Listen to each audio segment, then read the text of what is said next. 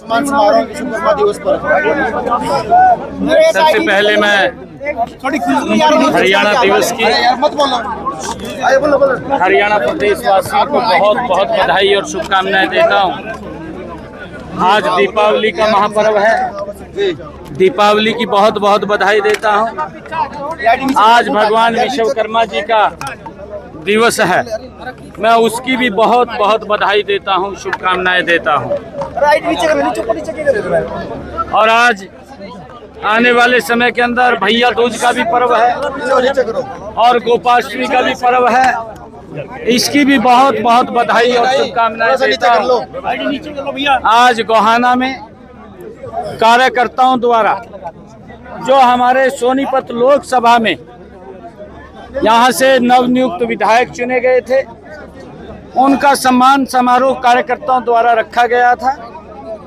मैं सभी कार्यकर्ताओं को और सभी लोगों को जिन्होंने अपना बहुमूल्य वोट दे करके कमल का फूल खिलाने का काम किया है, मैं सभी को प्रणाम भी करता हूं और दिल से धन्यवाद करता हूं।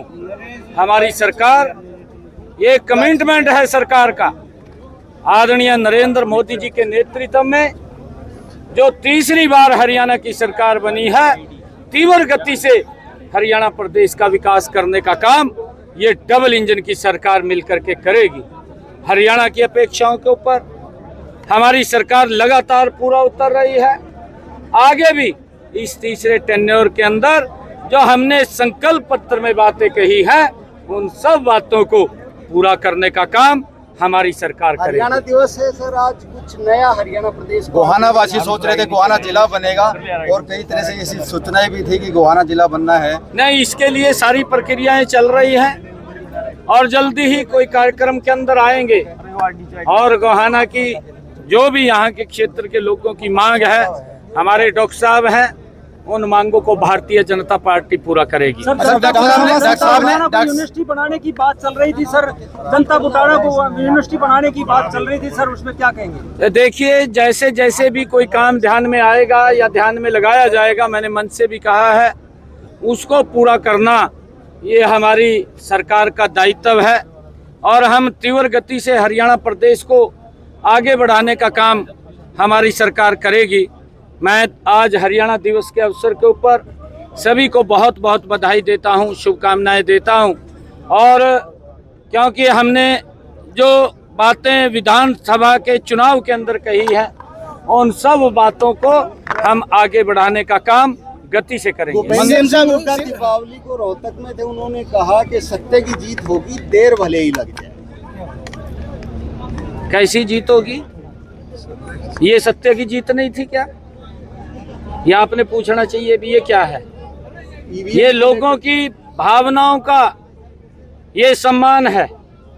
कांग्रेस पार्टी ने आज तक ना तो महामहिम राष्ट्रपति महोदय का सम्मान किया है, ना उन्होंने डॉक्टर भीमराव अंबेडकर जी का सम्मान किया है, ना उन्होंने उस पवित्र संविधान का सम्मान किया है, ना उन्होंने उपराष्ट्रपति महोदय का संवैधानिक पद है उसका सम्मान किया है, ना कांग्रेस पार्टी ने आज तक प्रधानमंत्री के पद का सम्मान किया है। ये झूठ बोलने में लगे हुए हैं। झूठ व्यक्ति को तो झूठा ही दिखाई देता है, उसको कुछ और दिखाई नहीं देता। ये हरियाणा प्रदेश के लोगों का ये जनादेश है, बड़ा जनादेश दिया है हरियाणा के लोगों ने। मैं हरियाणा के लोगों को प्रणाम करता हूँ, दिल से धन्यवाद करता हूँ। जब ये जीतते हैं वहाँ तो ईवीएम इनकी ठीक होती है, जहाँ ये लोग इनको नकार देते हैं वहाँ पर ईवीएम को दोष देते हैं। हिमाचल के अंदर इन्होंने कोई शब्द नहीं कहा और लगातार वहाँ तो झूठ बोला।